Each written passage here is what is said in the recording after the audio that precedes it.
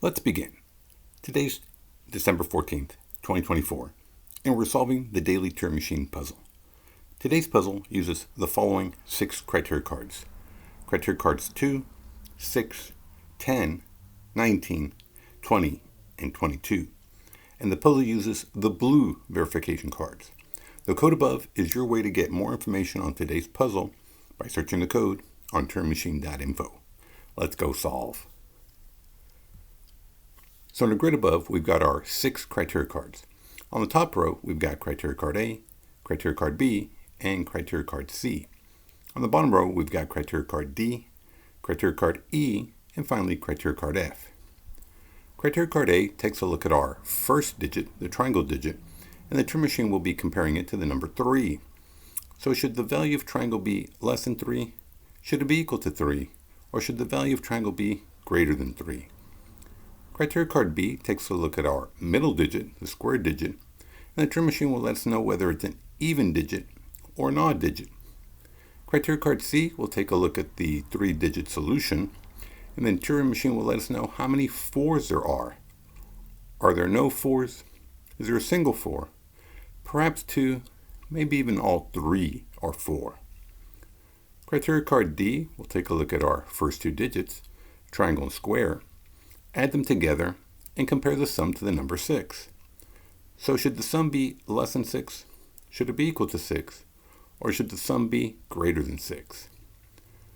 Criteria card E will take a look at the 3-digit solution, but this time it'll let us know a little bit about its structure, so to speak. Specifically, there are 3 cases. One where the 3-digit solution has no repetitions, as in the example 125, or it could be a double number, where you have a digit repeating, as in the example 112, or it could be a triple number, a single digit repeated 3 times, as in the example 222. And finally, criteria card F, again, will take a look at the 3-digit solution, specifically in the order of triangle, square, and circle, but this time it'll let us know a little bit about the ordering of the digits. Should the digits appear in an ascending order, meaning that they're increasing, as in the example 135, could it be that it's in a descending order, or basically decreasing, as in the example 421, or could the 3-digit code have no order? Let's take a look at the example of 231. Notice that it goes from 2 to 3, meaning it's increasing, but then it goes from 3 to 1, then decreasing.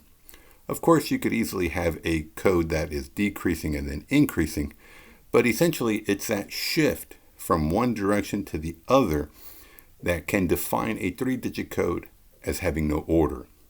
We have seen in other puzzles another situation where if you have consecutive equal digits, that can also exhibit no order.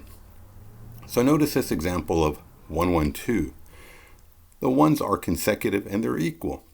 But if you go from the first one to the second one, there is no change. It neither increases nor decreases. And so that's what I mean that consecutive equal digits can exhibit no order. And remember, the objective of today's puzzle is to find that unique 3-digit code that abides by the 6 criteria cards we just described. And we're going to start off with an initial proposal of 314. So the first thing I think I'd like to test is criteria card B.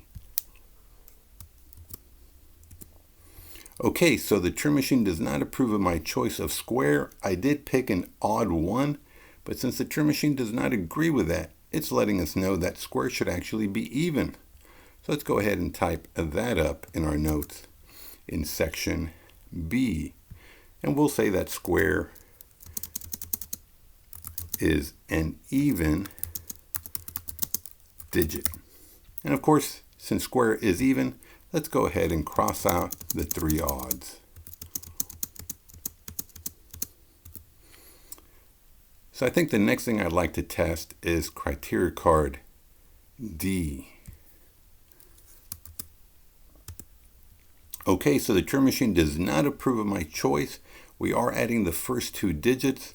So 3 plus 1 is 4. 4 is less than 6. That obviously is wrong because the Turing Machine does not agree with it. So that means that the sum of the first two digits must be either equal to 6 or be greater than 6. So let's go ahead and type that up in our notes in section D. So we'll say that triangle plus square must be equal to or be greater than 6. Well, what can we say about that? Well, it looks like if triangle were 1, you could not add anything with 1. Of course, you have 2 and 4 and square. That would equal or be greater than 6. So I think it's safe to cross out our 1 value in triangle. And we can keep the 2 in triangle because, again, you could add it to 4 to give you 6.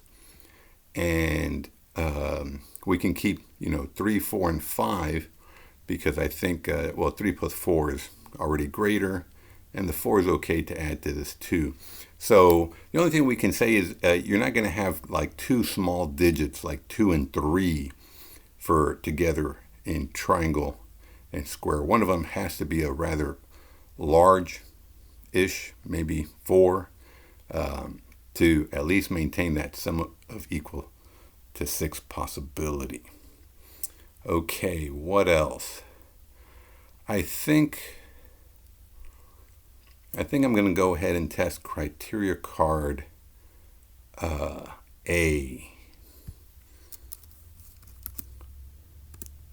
Okay, so the Turing Machine does not approve of my choice. I did pick, or I did have a value in triangle of 3.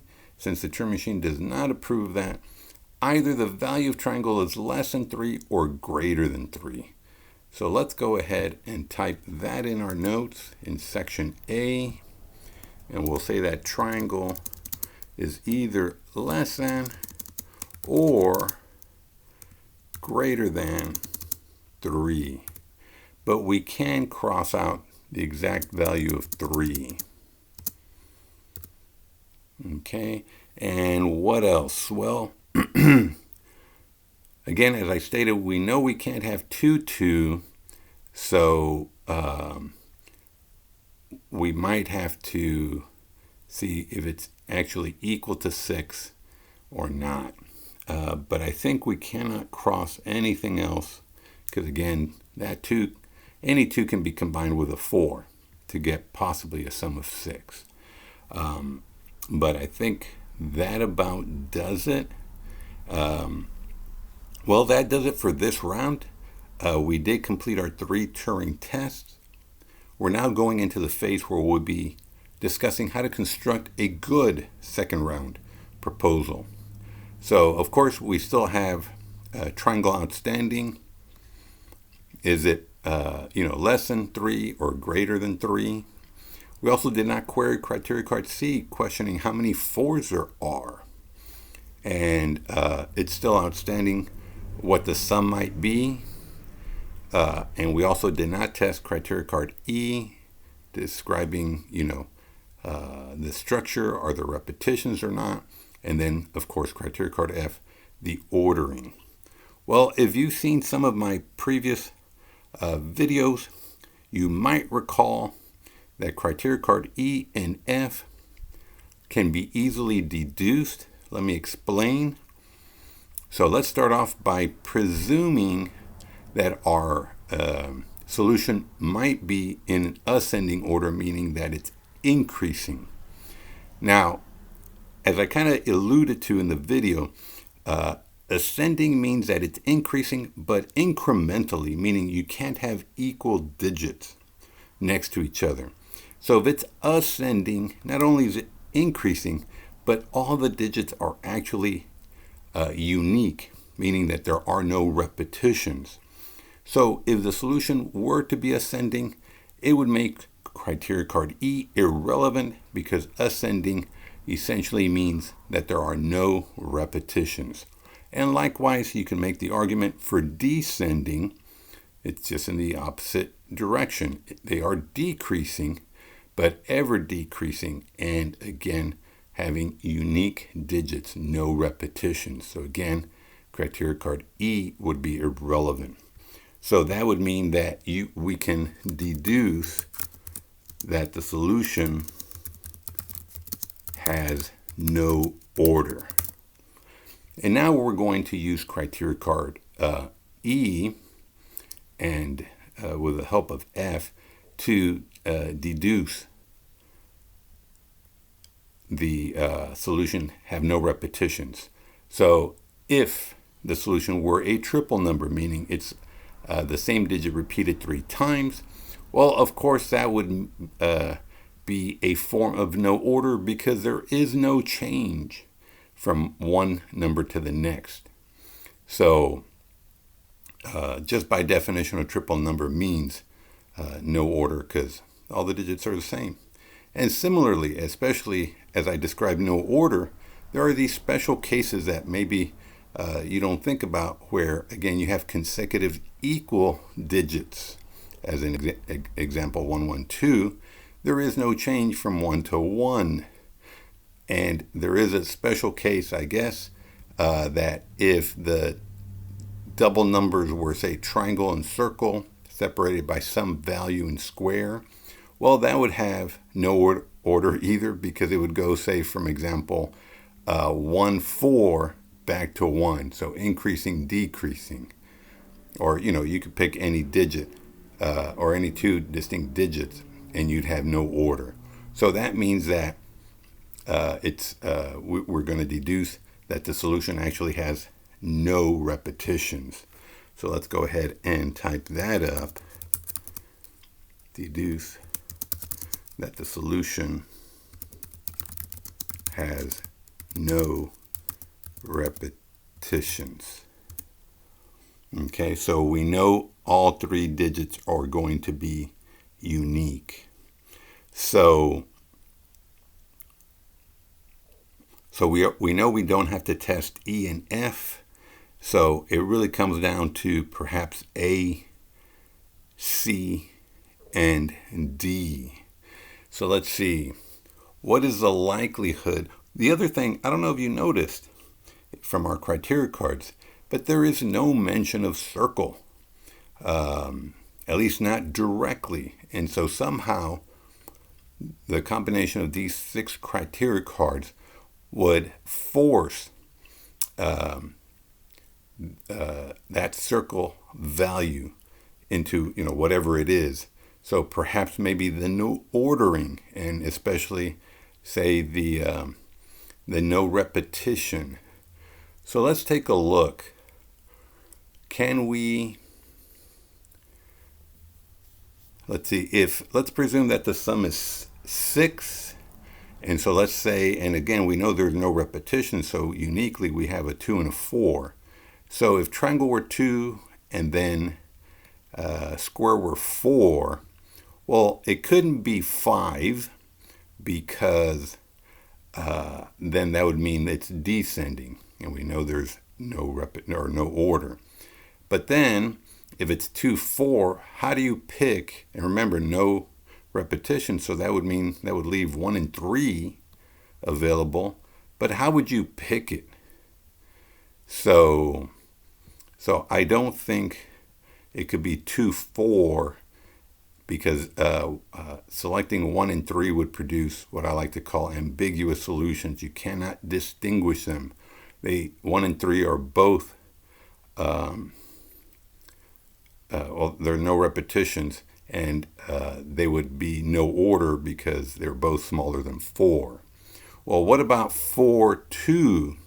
Well, that would mean similarly, it can't be 4, 2, 1 because that's descending, and the 2 options of 3 and 5 would then produce no order. But again, similarly, how would you choose between 3 and 5? Both 3 and 5 are larger than 2. So I think I'm going to say here that the sum cannot be equal to 6. So in fact, In fact, the sum has to be greater. So let me put an additional note here that we deduced that the sum should be greater.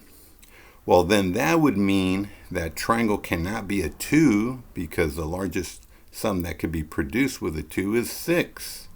So we know that triangle cannot be a 2, and therefore that means that it cannot be less than 3. So let's go ahead and cross out the less than, and again we are deducing that that the value of triangle must be greater. Okay, well, I think then we can say, well, what if triangle were 4?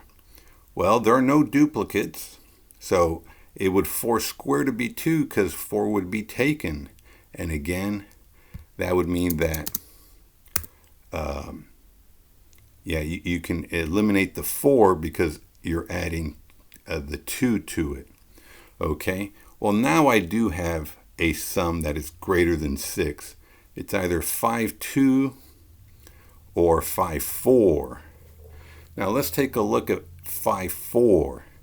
Well, it couldn't be, well, we do know that there are no repetitions, and I seem to have noticed that I misspelled repetition. There we go. I should have fixed it. So it can't be 5-4-5 because no repetitions, and it can't be 5-4-4.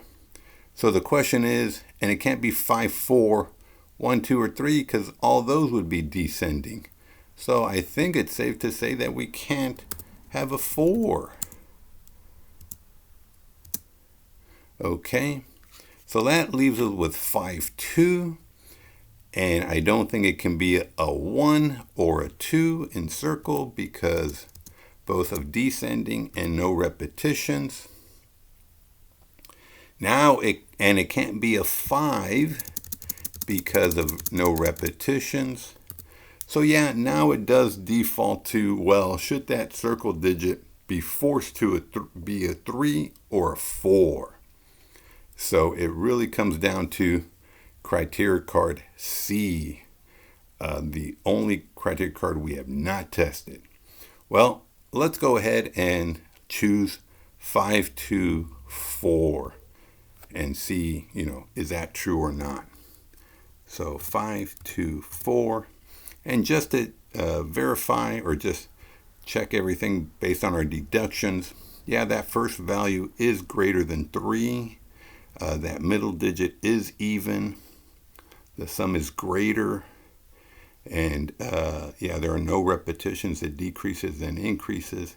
No repetitions. 5-2-4 are all distinct. And there is no order. Well, based on our deductions, 5-2-4 does qualify. And let's just do a quick second round.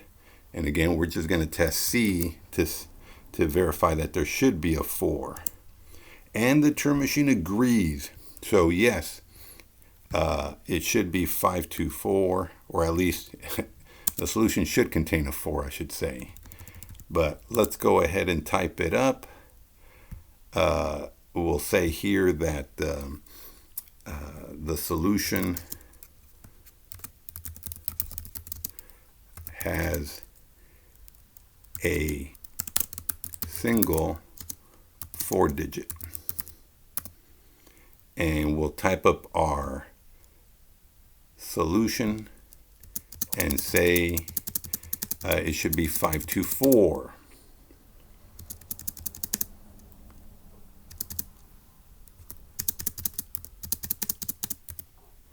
And so let's go verify 5-2-4 as our solution.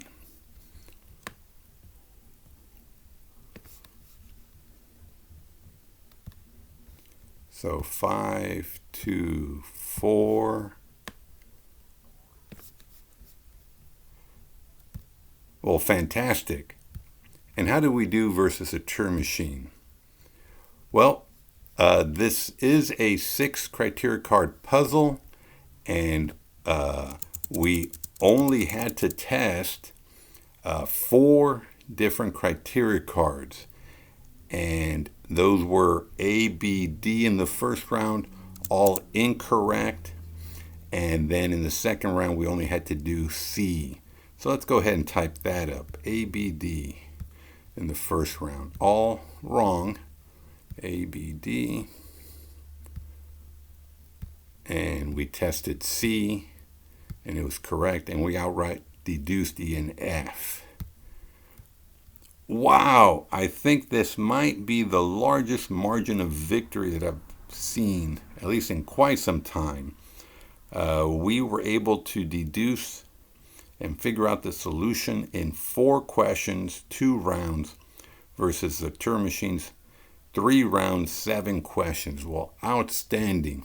Well, of course, by far, recalling how criteria cards E and F sort of play against each other, that outright deduction benefited us greatly. And then we did talk through a lot of process of elimination, doing some thought experiments. What if we use this digit? Would it produce ambiguous solutions? So all those are techniques that really benefited us in today's puzzle. Well, what about you? Did you remember that combination of criteria cards from previous videos? And if not, what order did you choose? And did you discover anything interesting that you'd like to share? Please add those thoughts to the comments. Well, if you liked the video, please do give it a thumbs up so that more people can find the channel. And of course, don't forget to hit subscribe to be notified and not miss out on any future videos. Well, until next time, have a great one.